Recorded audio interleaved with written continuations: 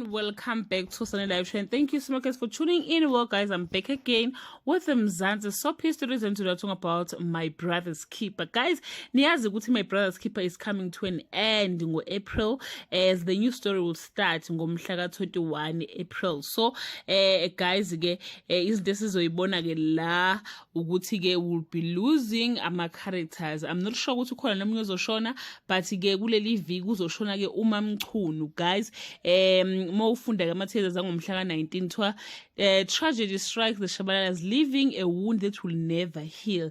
Ithake yakhona ibithi ke the great tree has fallen. Well guys, niyazi ukuthi ke kuyaphikiswa laphana ka kwaShabalala la kuyaphikiswana unqubeko wabulala uThuthu, unqubeko wahamba ejele, wakhishwa ejele. uMamchunu wangayijabulela leyo nto, wayesemthelela upoison, wamdlisa upoison ngekhekhe.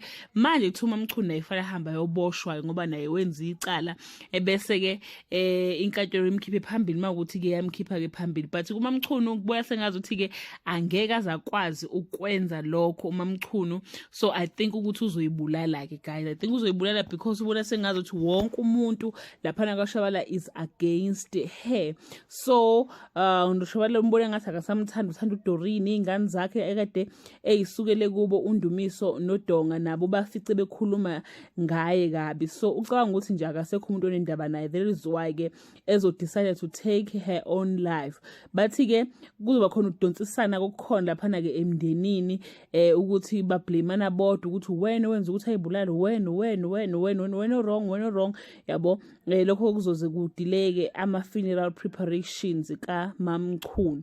Bathi ke nonqubeka uzofila responsible for lento leyenzeka ke emndenini wakhe ke. Kodwa guys, ekugcineni ke guys uzogcina ke elale ngoxolo ke umama ke uMamchunu bakithi i-character yakhe udlalelwa mama.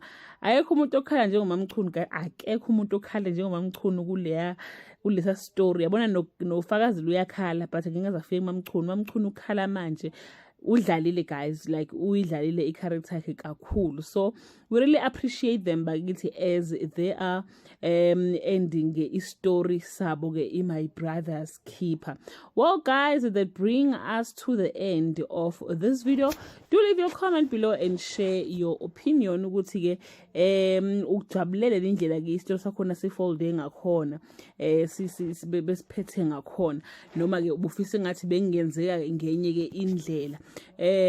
Bye.